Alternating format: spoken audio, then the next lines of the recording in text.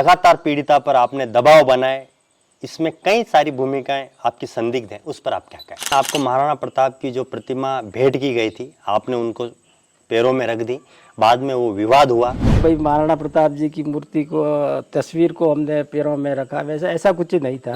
उप जिला प्रमुख पुष्कर तेली के हाथ में आपका रिमोट रहता है, इस बात में कितनी सच्चाई है? तो आदमी को तैयार किया हुआ, हमने तैयार किया, उन्होंने मेरे को तैयार थोड़ी किया है?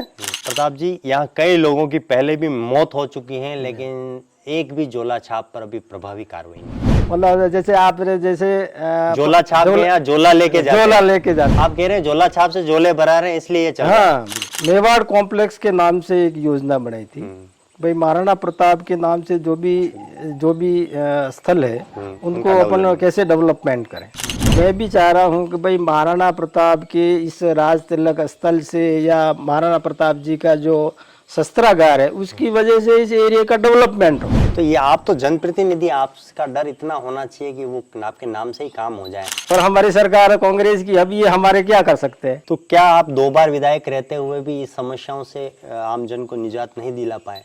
5 साल में शिक्षा का जो स्तर है इन्होंने गिराया है, इसकी तरफ ध्यान ही नहीं दिया है। चुनाव जीतने के बाद आपने लोगों से मिलना जुलना तो छोड़ ही दिया है, दिखना भी छोड़ दिया है। मैं यहाँ पर, मेरे यहाँ घर पे रहता तो मेरे यहाँ पर टावर आता है क्या? अभी आप यहीं बैठे हुए। विकास तो छोड़ो, यहाँ पे सड़कें तक नहीं है, खराब है तो खराब है।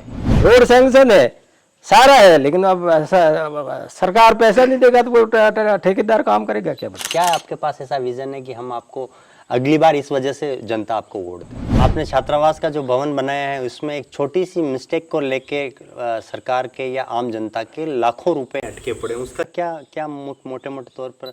भले आपके एक्शन वो ऐसी वो संभाई का आयुक्त वो या इसके ऊपर वाले भी हो सकते हैं भाई, इतने 7 करोड़ रुपए खर्च करने के बाद में उसका उपयोग नहीं हो रहा है। और एक मुझे उदाहरण याद आता है कि आप जब एक बार बीमार हुए थे तो आपको यहाँ विधायक होते हुए भी बाहर की जो दवाएं यहाँ के डॉक्टरों ने लिखी थी और उसके बाद में हंगामा हुआ था। खर्चा पानी लेकर के इन लोगों को इस प्रकार से संरक्षण दे रहे हैं। अच्छा, चिकित्सा व्यवस्था में खर्चा पानी की व्यवस्था चल रही है। खेल मैदान और इसको तराशने की जो मंशा है कहीं न कहीं दफन होती हुई नजर आ रही है। क्या इसकी वास्तविक स्थिति और किसका क्या?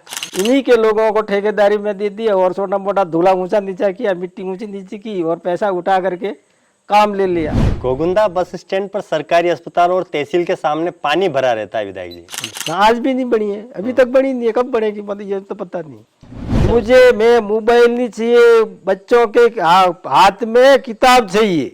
अच्छा, इन सारी परिस्थितियां होने के बावजूद आपका 90% टाइम मोबाइल स्विच ऑफ रहता है? नहीं, कहीं संपर्क नहीं करना, हमारे जिस नंबर पे हुए उसी नंबर पे कैसे संपर्क करें? आप में कितनी सच्चाई है कि पहले 2 टिकट जो है कटारिया जी के? मेरी बात सुनो भाई, जो काम करने वाला आदमी है उसको पार्टी टिकट अपने आप ही देती है।